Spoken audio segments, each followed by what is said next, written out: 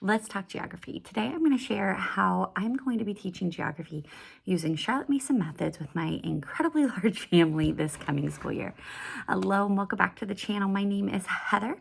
I am mama to 8 and I will have 6 in school next year from kindergarten all the way up to 10th grade. And we use primarily Charlotte Mason methods. Now we are not purists to any extent, but I do read her volumes and try to follow a lot of her methods because they are just proven to work. And so today I'm going to talk about geography, and geography is really kind of fourfold in the Charlotte Mason curriculum. And so as I said, I have a kindergartner and I will have a second grader as well, and they will have an extra component that my big kids will have, and my big kids will have an extra component that the little kids don't have, if that makes sense.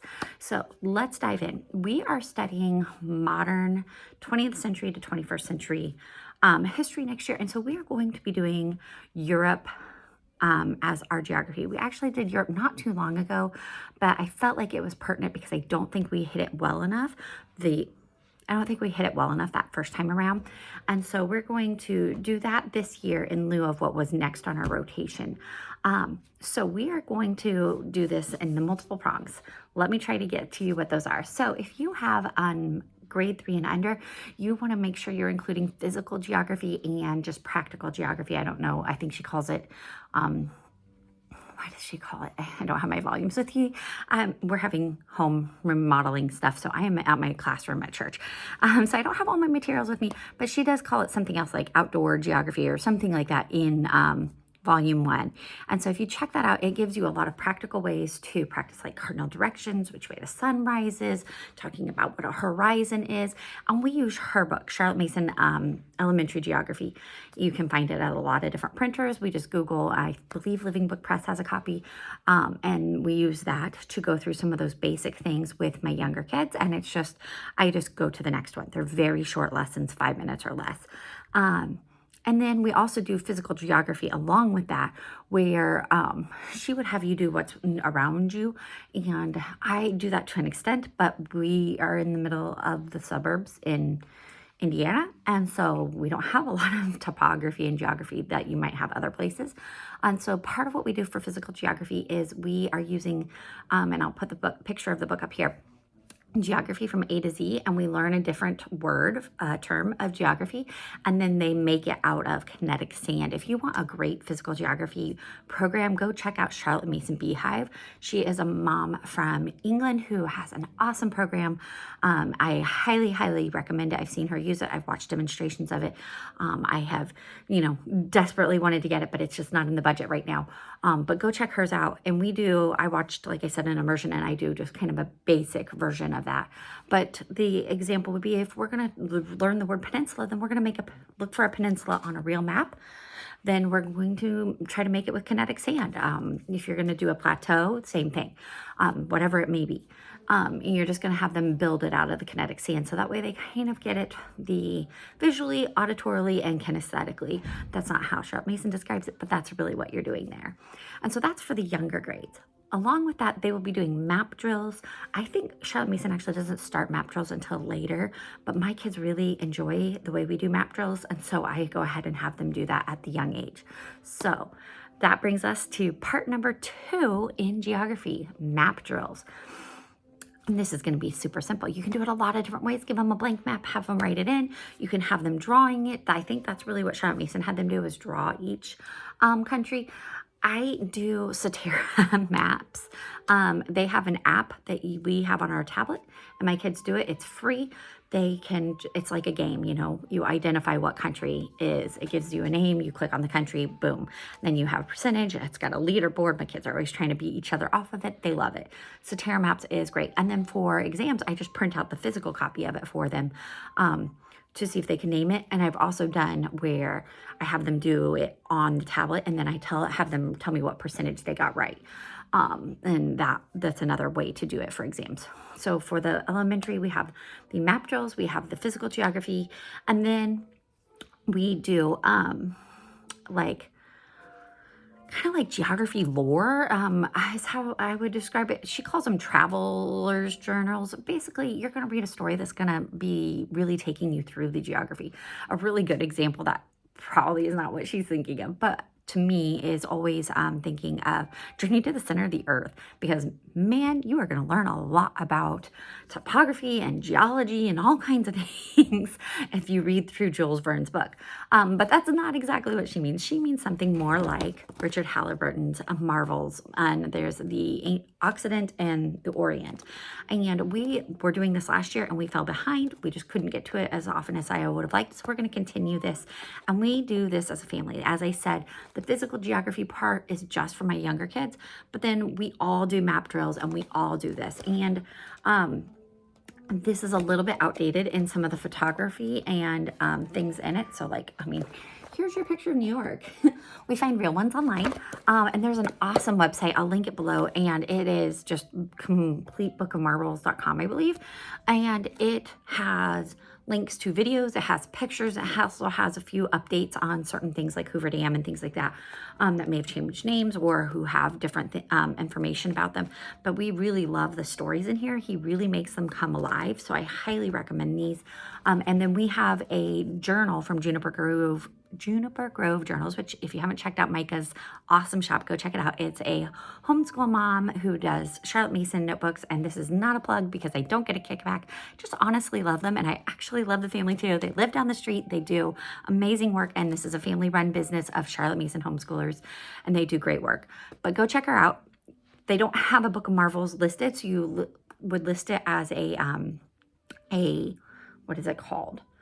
It's like create your own, whatever it is. And so you create your own and just write in there that I want the Book of Marvels, and then it'll come with it. It'll say Book of Marvels journal on the front and table of contents inside it. And then we always do bullet journal style, so that way they can either choose to write or draw a narration after each chapter. And we do that as family. We love watching YouTube videos. It's a great way to do geography. So like I said, that's it for the most part for my younger kids. They have their physical geography. We do once every other week. They have map drills, which they do once a week, takes less than 5 minutes. They do it on their own. They try to do it 5 million times, and I told them they can only do it 3 times a week, and that's it. And then we do this. We aim for once a week, but it probably ends up being more than once every other week. And then that's it for my little kids. Now, my older kids who are 5th grade, 7th, 8th, and 10th this year, we are going to be using Mater Amabilis. Mater Amabilis, or Mater Amabilis, I don't know how you would say it in Latin actually, is a Catholic Charlotte Mason curriculum, and we are not Catholic, but their geography is phenomenal, and they have a lot of other great free resources if you go to the website. So this is just a cover I made myself, and then I just copied it into a Word document and printed it out just so that I could have a hard copy, because I like hard copies. And what you're going to do is you're going to open it up, and like I said, this is all on their website, so you have to physically copy it into a document and print it yourself. But it says time requirement for level 4, because this is level 4, which is 9th grade. But like I said, I'm going to do it with all my upper element, my 5th grader, my 7th, 8th, and 10th. And it says twice a week for 15 to 30 minutes each. And we may do that. It may take a little longer. The only things you need are a key text, which I printed and put at the back, which is by one of the moms from the group. So that's your text that you're going to be using. It has a great link to some really awesome maps that can give you more detail, because I think when we did Europe before, we just focused on the countries, but this is great because it has some of the other topography and things like that. Atlas of your choice, we have so many, and I can make a whole nother video about that. If you're interested, let me know. A globe, we don't have a globe. We do have a large map like this at home. And then it has a National Geographic subscription, which we're not going to do, but you definitely could. And then it says, it has some different notes. It tells you what kind of maps you're going to need and all of those different things. And then it breaks it down by week, what you're going to do. So the lesson procedures, it says map work for the week. 1 or more of the following tasks will be assigned. The student will either begin with a print a map from the map links using Global Atlas. The student will find the specified geographical features or countries and label them with either words or using colored pencils to trace or outline. And so they will do that, or they might trace the map from a previous assignment, or they will study a map given them previously and then cover the map and try to sketch it freehand from memory. And then on another day, they're going to read an article or something from that. And so you can see it's all mapped out for you, and you just have the 2 bullet points. So like it says map work, and then you read this section. The next day, you're going to read and narrate this article. Okay, then week 2, you're going to do map work. You're going to label Norwegian Sea, and you're going to read this UNESCO article. And it just goes through that for the whole year and for the whole term and year. It's 3 terms worth. And then it has like catch up and exams, and it has like all the things that you would need to do, which it makes it so easy. And like I said before, we've really focused on just the political outlines of maps. And I know Charlotte Mason would want more than that. That's what she has, is then learning the mountain ranges and and I was not finding that in a lot of curriculums, or I was finding it in a way that it just wasn't conducive to our family. And so we're going to be doing that. If you want to see, here's what the book that they call, what is it? A Living Geography Europe, a middle school geography course by Jill Papsdorf, which is inspired by one of Charlotte Mason's books. And so like she took Charlotte Mason's geography text that she had written, and then she modernized it and made it applicable to us today in different ways. And so she has an introduction. The very first lesson is talking about the seas and the shores of Europe. And so you have all of these. Like, I did not teach my kids all of those last time we did Europe. And so I'm excited to include that. And you have some different things like the Barents Sea, White Sea, and Dvinia Sea. Like, I don't even think I know what those are. And so many other things that are just beyond what I have done. You've got even more geography here, talking about the longitude and latitude and how those work. And so Mater and Mabelus has just done a phenomenal job. It is not meant to be for a whole family. Like I said, this is like 9th grade geography for them. I am choosing to do it as a whole family unit. And so my big kids will do this and this along with their map work. And so we'll do all that with 5th grade and up. But then also for my middle and high schoolers, they have one extra component. So my 5th grade only has 3 components, but my 7th, 8th, and 10th grader are going to have one extra component where occasionally, depending on what the article is that they have to read for that week, I will sometimes sub out that article. Maybe the UNESCO one, we're not big on UNESCO, but I'm going to sub that out with, whenever we study a country, having them look up in one of our atlases.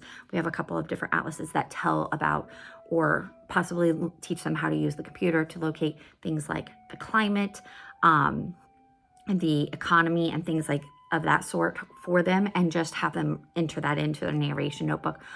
Just because I want them to get more than just political outlines in geography. Geography is more than that. It is the topography. It is the climate. It is their, what are their economic resources and why is that? Is mining big there? Is fishing there?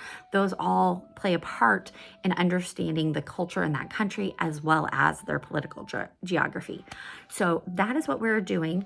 Let me recap real quick. My second grader, who's 7, and my 5-year-old. My 5-year-old just likes to tag along with my 7-year-old. She doesn't really have to do it, but she will because she wants to. They'll be doing physical geography using Charlotte Mason's book, as well as the glossary of geography glossary from A to Z. And then they will be doing map work with Cetera, and they will be doing travelogue with Book of Marvels. My 5th grader will be doing Book of Marvels and map work, and doing this study from Mater and Mabelus, where we go over the geography of Europe. And then my high school and middle schoolers will be doing all of the same things. They'll be doing map work on Cetera. They'll be doing Book of Marvels about every other week. They'll be doing a lesson from this 1 to 2 times a week.